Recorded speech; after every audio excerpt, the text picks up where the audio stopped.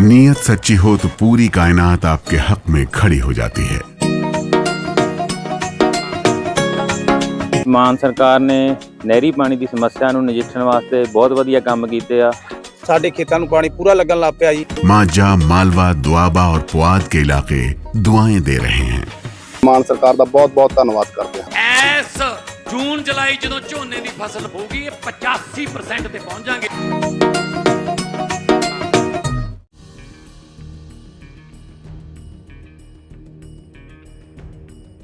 भारत दौरे पर पहुंची जापानी पीएम सनाए तकाइची ने पीएम मोदी के साथ मिलकर आतंकी देश पाकिस्तान की वो क्लास लगाई है जिससे वो परेशानी में जाने वाला है। दिल्ली के हैदराबाद हाउस में जब भारत और जापान के बीच 16वां वार्षिक शिखर सम्मेलन हुआ तो इस निशाने पर सिर्फ कूटनीति ही नहीं बल्कि आतंकी नेटवर्क भी था जो कि पाकिस्तान की सरजमी पर पलता है।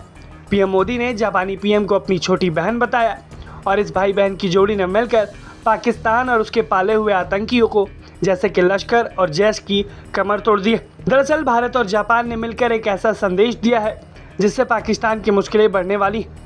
भारत जापान की 16वीं वार्षिक शिखर बैठक में दोनों देशों ने आतंकवाद के खिलाफ एकजुट होकर सीधे पाकिस्तान पर निशाना साधा है और दुनिया से आतंक के खिलाफ मिलकर कार्रवाई करने की अपील की। सबसे बड़ी बात यह रही कि इस बार सिर्फ आतंकवाद की सामान्य निंदा नहीं की गई बल्कि पाकिस्तान में सक्रिय लश्कर ए तैयबा और जैश-ए मोहम्मद जैसे आतंकी संगठनों का नाम लेकर उनके खिलाफ सख्त कार्रवाई की मांग की गई। इतना ही नहीं, इन संगठनों के नए नए नाम और फ्रंट संगठन जैसे कि द रेजिस्टेंस फ्रंट का भी जिक्र किया गया है।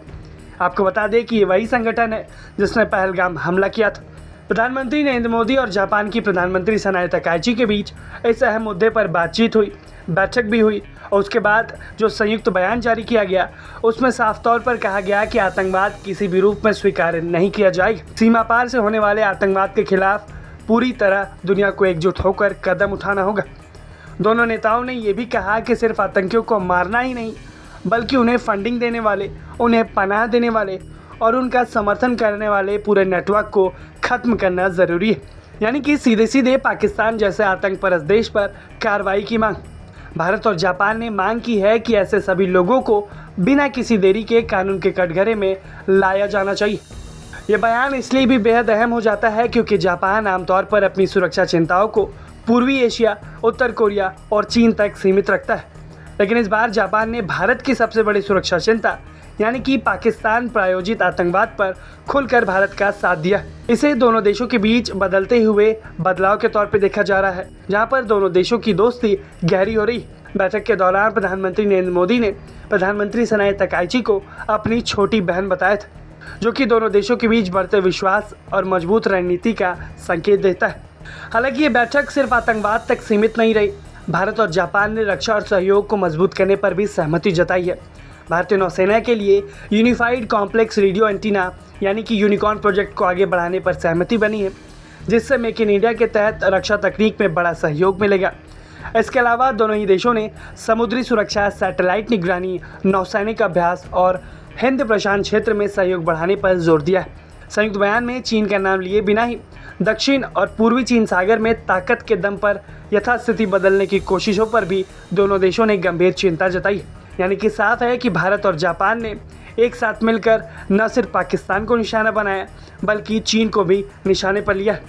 भारत और जापान न सिर्फ आर्थिक साझेदार हैं बल्कि सुरक्षा और रणनीतिक मोर्चे पर भी एक दूसरे के भरोसेमंद सहयोगी हैं। और सबसे बड़ा जो संदेश इस वक्त गया है वो पाकिस्तान को कि अब आतंकवाद को वो छोड़ दे, नहीं तो उस पर एक्शन होगा।